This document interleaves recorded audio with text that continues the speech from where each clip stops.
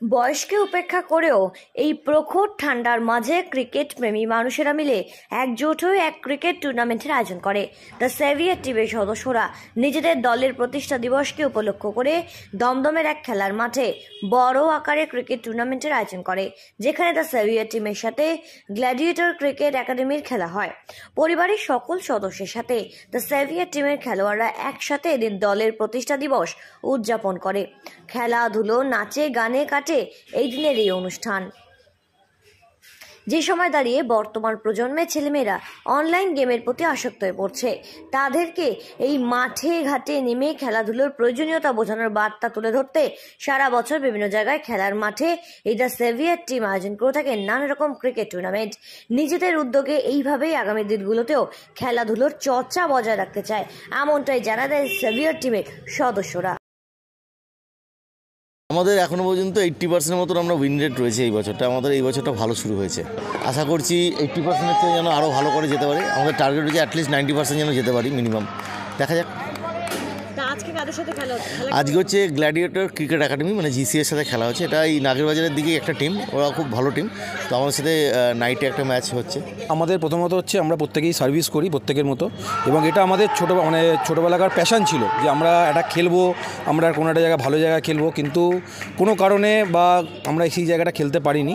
কিন্তু আজকে মানে আমরা কয়েকজন মিলে, বিশেষ করে আমি বলবো প্রশান্ত এই জিনিসটাকে যেভাবে একটা অর্গানাইজ করে আমরা সবসময় একটা চেষ্টা করি অ্যাটলিস্ট উইকেন্ডটা মানে স্যাটারডে বা সানডে, ম্যাক্সিমাম সানডের দিনকে এরকম একটা ছোটোখাটো একটা ক্রিকেটের মানে খেলে নিজেদেরকে মোটিভেট করা এবং নিজেদেরকে ফিট রাখা এবং আনন্দে থাকা।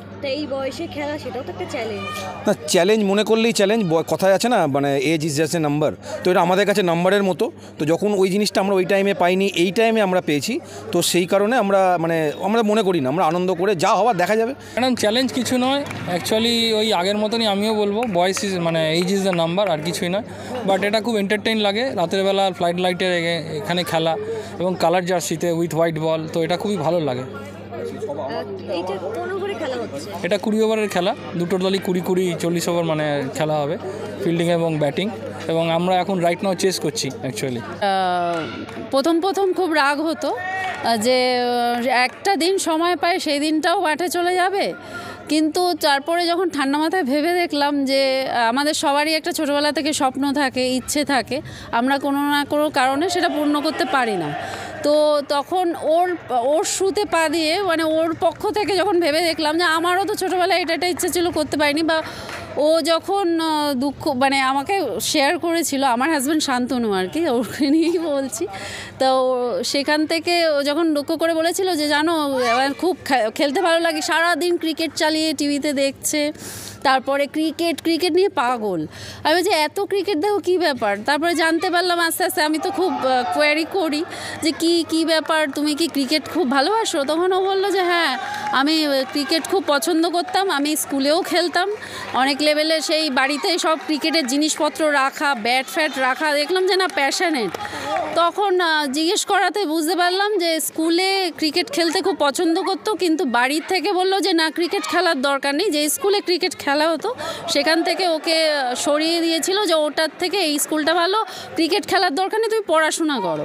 কিন্তু ওর মনটা সেই যে বাচ্চাবেলা ওইখানে পড়েছিল, ওর কিন্তু সেই স্বপ্নটা ওখানেই অধরা রয়ে গেছে। আমি চেয়েছি তারপরে যে আমি ওকে আরও ইন্সপায়ার করেছি যে তুমি যেই স্বপ্নটা ছিল, কোনো সময় কোনো কিছু লেট না, তোমার এখন থেকে তোমার যে সুযোগটা পাচ্ছ তুমি খেলো, দুধের শাক ঘোলে মেটুক কিন্তু মিটুক। অ্যাকচুয়ালি আমি প্রথম থেকে ক্রিকেটটাকে সাপোর্ট করি, বিকজ আমারও খুব ভাল লাগে ক্রিকেটে। তো মানে আমার হাজব্যান্ড নেম হচ্ছে শতাব্দ, এই টিমের ক্যাপ্টেন হয়ে আছে এখন। তো ওর প্রথম থেকেই মানে চাইল্ডহুড একটা স্বপ্ন ছিল ক্রিকেট হবার, কিন্তু ওটা ফুলফিল করতে পারেনি, একটা প্রবলেম মানে চাকরির ক্ষেত্রে হয়েছে। তারপর যখন চান্স পেয়েছে, তো আমি অবভিয়াসলি ওকে বলেছি হ্যাঁ কেন তুমি চান্সটা ছাড়বে, তুমি অবভিয়াসলি সেটা করো। আর তার সাথে দেখছি ওরা খেলে প্লাস উইকেন্ডে আমাদেরও সব ফ্যামিলির সবাইকে নিয়ে এসে এন্টারটেনমেন্ট করারও চেষ্টা করে। তো ওরা যদি খেলেও আমাদের যদি সাপোর্টটা করছে, এন্টারটেনমেন্ট করার চেষ্টা করছে, তা আমরা কেন ওকে সাপোর্ট করব না?